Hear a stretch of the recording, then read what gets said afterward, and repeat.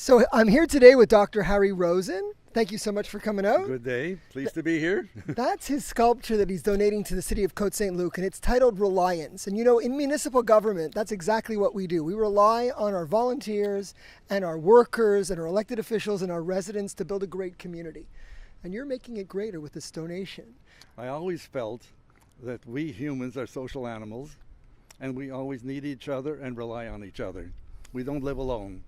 So whether it's me relying on you or me relying on a community or communities relying on each other, we all need each other. So this is one of the examples of a sculpture that conveys that message, or I try to convey that message as much as possible. An artist tries to convey a message. He or she don't always know the message is being conveyed. So the public really become the critics of the artist. So the artist takes on a tremendous responsibility in providing the sculpture to a community where it's outdoors. Because in the outdoors, every person that goes by can become a critic, and which is quite acceptable. So one, I think my art should beautify, number one. It certainly does. When I came out here, why this place, not another place? I've been to many places, of learning. I've been to many places, libraries as such, and libraries didn't always look as beautiful on the outside as this. So I said, well, Harry, you want to donate a sculpture to the library. That's one tremendous challenge, because this place is already beautiful. The library has been known to be effective. So I say, you're starting out with a gem. How can you improve on a gem? And that's a tremendous responsibility. And this is what we ended up with ultimately. Well, it's a great location. It's right here in Ashkelon Gardens, where we have a lot of events, and people just come out here to sit and enjoy. And this is making it even more beautiful. So thank you. Thank you so much. So tell me, when did you start doing art? Oh, I started doing art going way back. When I started doing dentistry, I started doing art at the same time. And art was how I kept myself busy on weekends. We had a country place up north. I wanted our kids to grow up in a beautiful country place that we could afford at the time. I bought a small property, and I reconstructed the property with components that were already there. I pulled rocks out of the lake and created all kinds of walls and terraces. I made compositions of trees and rocks, and in doing so, I enhanced the whole environment without bringing any components in from the outside. If you look at the sculpture, I found rocks similar to what you find in the sculpture. These were sedimentary rocks that I didn't know existed there originally, but I learned about them, and they were not indigenous to the area. The bedrock of that area is a very kind of hard granite, and these sedimentary rocks were a different kind of rock that was, when you quarried it, when you put a hole into a mountain and blow it apart, these rocks come off in layers. And I immediately saw the possibility of these flat layers being used in building. Anybody in any building, not even artists, buildings are all built with flat layers of bricks or stone or cement or whatever it may be. They're always flat layers. These flat layers came to me free. By God created them for us. By hitting a rock with a sledgehammer, it broke up into layers.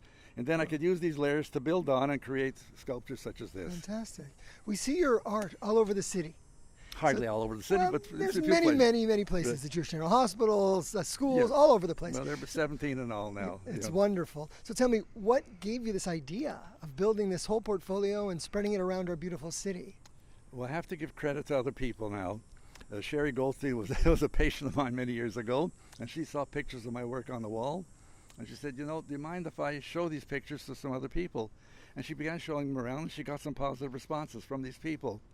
And by getting these positive responses, we realized that we had something that could be of interest to communities outside of my community around my country place.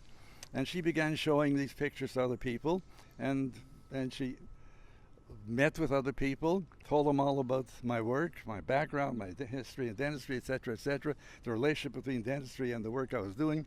Here on a minute scale, I did minute things in dentistry, which brought me some fame in dentistry. Now I'm trying to bring this same kind of skill on a larger scale to this work. And she began talking about it, And by the time she got through talking about it, people would give me an interview. She spoke to you guys here before I even knew you existed. And I got an interview with some of the people here. I even spoke to a community here. And I was able to make my point and get the invitation to place a sculpture here. Fantastic. Which to me was a challenge because, again, as I said, I like a little challenge. And I felt I'd reached a point with my work where I could afford the challenge of placing my work outside where it could be viewed by the public and let the public decide whether it's good or not. Every individual goes by, that sculpture becomes a critic. Right. That's fine, I accept that. But if we look at the placement of this sculpture, it's really amazing. I mean, it's probably one of the best placements you've probably found for any of your sculptures. Exactly. This is ideal. Exactly. Yeah. You see, why did I come to Côte Saint-Luc? I love Côte Saint-Luc. I know a lot of people in Côte Saint-Luc, but when Sherry brought me up here, and I met Janine, and we walked through here, and I looked at it and I said, wow, this is quite a garden, quite a green space, quite a community where you tie the city hall, the library, and the green space behind it all in one. And I said, if I can get something in here, I think it would really be an achievement. Yeah, well, And that's what happened. well, thank you so much for your donation of this work that will be with us forever, and we'll always cherish it. So Thank really, you. we appreciate it. Thank you. I appreciate your interest in it. And I think we're all the beneficiaries of this happening. If you enjoy it, it's wonderful. And the fact that you enjoy it makes it more wonderful for me. Thank you. So guys, when you're coming out to Ashkelon Gardens and you see the sculpture called Reliance, remember what the message is, that together we build a wonderful community. And it's thanks to Dr. Harry Rosen that we'll have this with us forever. Thank you. Thank you for the opportunity.